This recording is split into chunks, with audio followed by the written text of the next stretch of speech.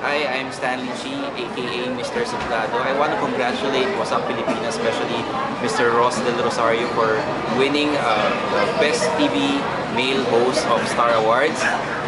Diba? For winning Best Actor in The Urian and mali rin.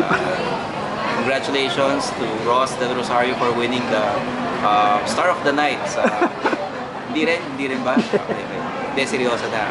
Congratulations sa What's Up Pilipinas for winning one of the top 10 emerging influential blogs of 2013. Kung wala ang mga vloggers, syempre, hindi namin malalaman ng mga balita.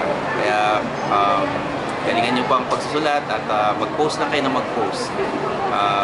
Sana next year, ibang award naman ang mapanalunan mo. Baka pwede na yata yung no? Best Director. Best Director.